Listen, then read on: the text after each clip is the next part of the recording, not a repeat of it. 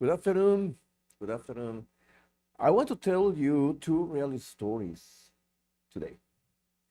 Both of them happened to foreigners traveling in Mexico.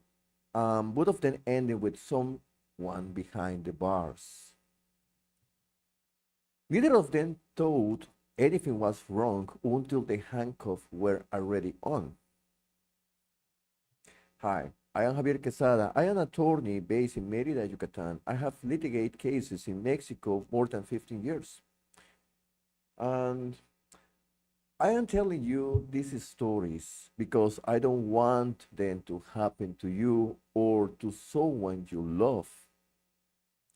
Stay with me because the second story, the one about the airport, might be the most important thing a foreigner traveling to Mexico can hear. And this is the first story, happening just a few days before I recorded this. A woman called me, American, very worried because since Tuesday morning she had heard nothing from her boyfriend. He was traveling through Yucatan, and by Thursday afternoon, more than 48 hours later, she still had no news.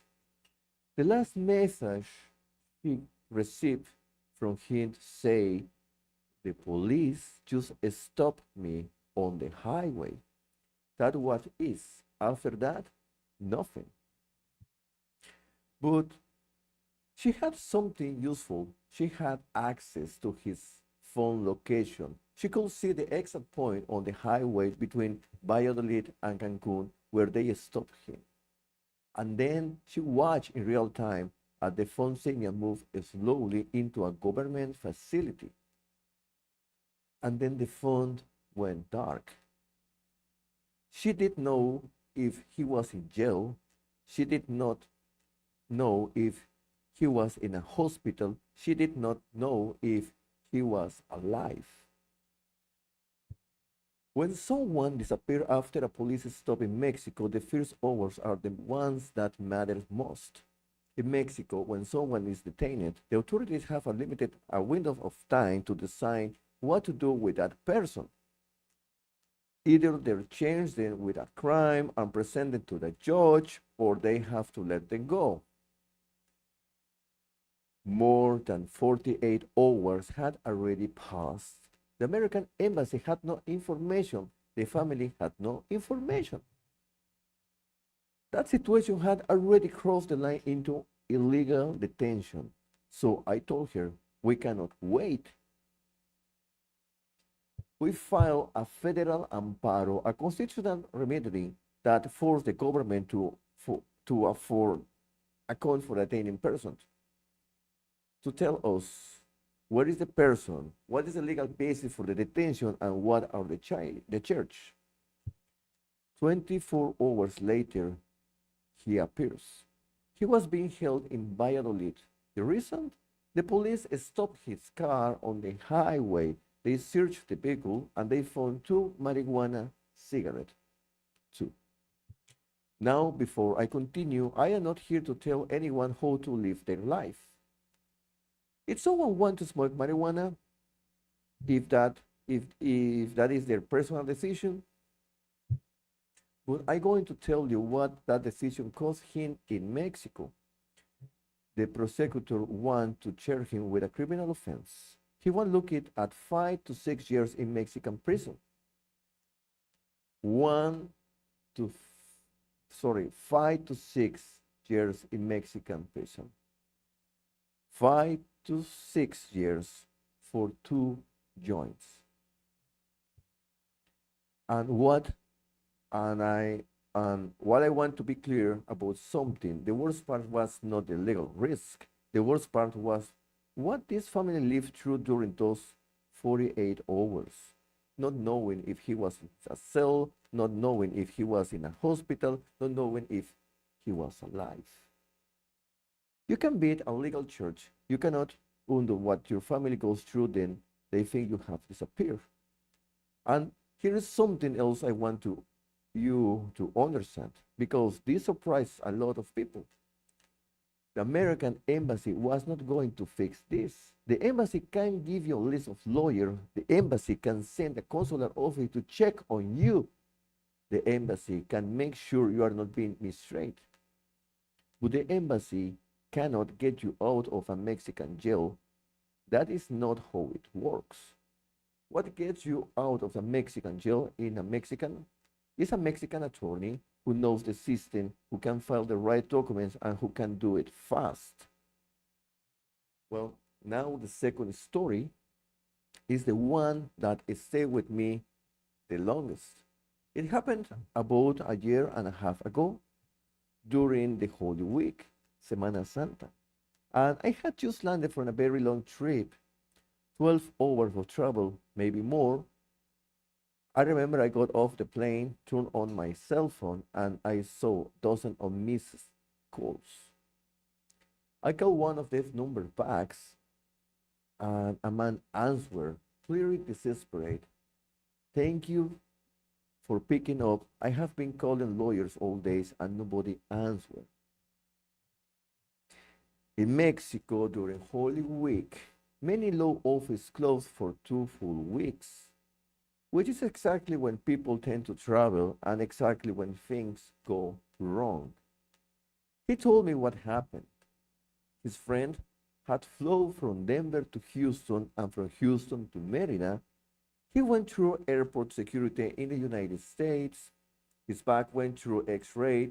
Nobody stopped him. Nobody said a word. But when he landed in Mexico, a custom in Mérida airport, the agent opened his luggage, and inside a small backpack, they found ammunition. 12 cartridges, 4 of them classified under Mexican law as military-grade ammunition, reserved for the exclusive use for the army force. Now, his first thought was probably something like, okay, they will confiscate it, then maybe a fine, and I will be on my way. That is not what happens.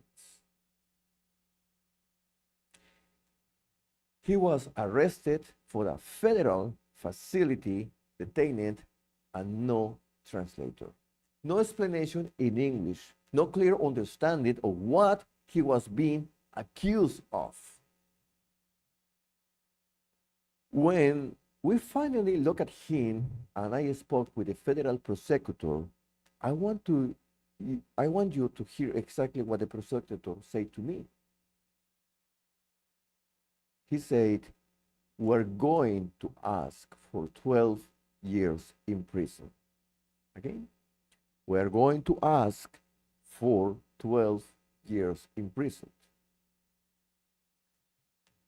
12 years. For ammunition he had completely forgotten was in his bag. And when I told him the number, when I told this man what was facing, do you know what he said to me? Counselor, I bought those bullets at Walmart. And he was telling me the truth. He was a forest ranger in the US. He had a legal permit to carry a firearm. He had purchased that ammunition legally at a retail store with no special paperwork required. He had traveled with it, the United States with it before. No one ever stopped him. He grabbed his hunting bag, threw it in his suitcase, and simply forget it. He had no idea he was committing a serious federal crime in Mexico, and here is what I need you to understand. I didn't know it's not a legal defense in Mexico. Ignorance of the law does not prevent an arrest. It does not stop a prosecution, and it does not open a cell door. Now, here's where the case turns. Stay with me. We did not try to argue that the law was wrong. We did not say the prosecution was lying.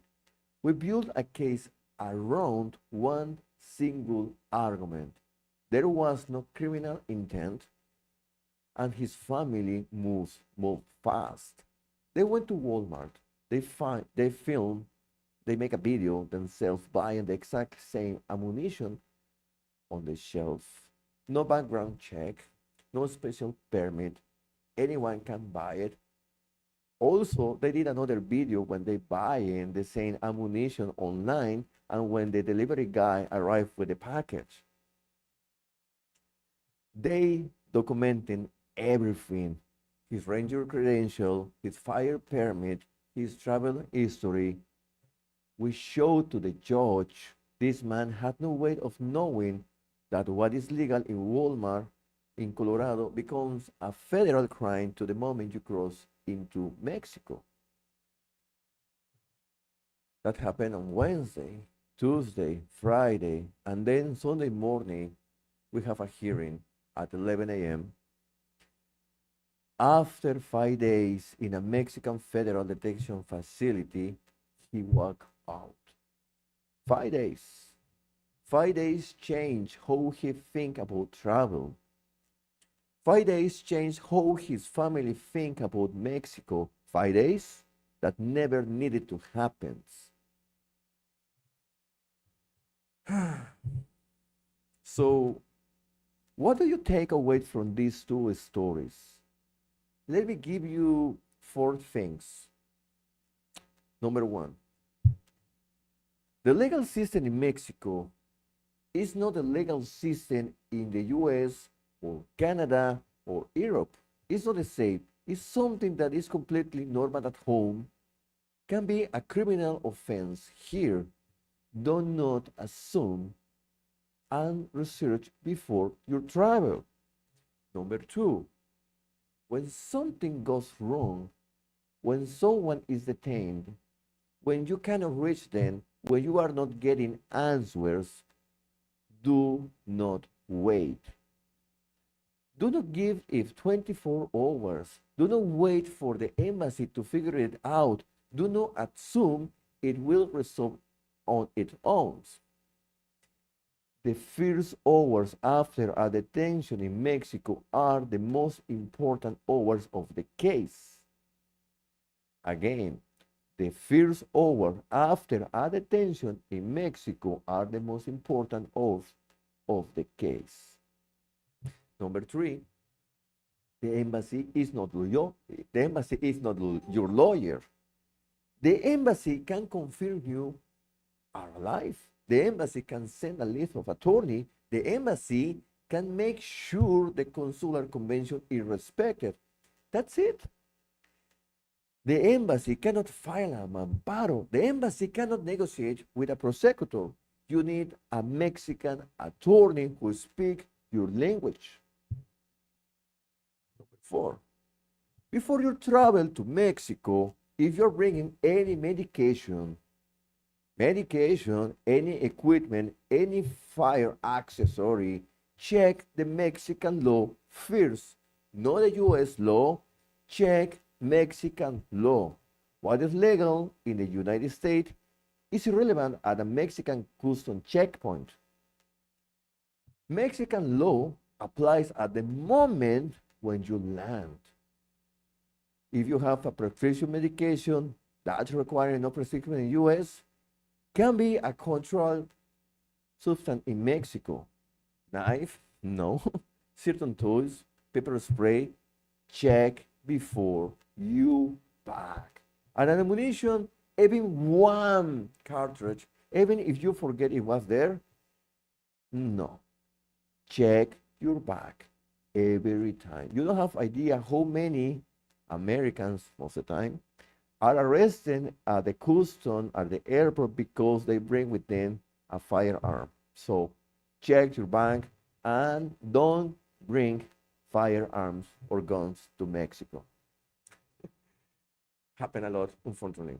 Okay, so, and then if you or someone you know is ever detained in Mexico, or if you are watching this because you're already in that situation, contact my office immediately. My name is Javier Quezada. I am a Mexican attorney. I work with foreigners remotely. You don't need to be in Mexico to reach me.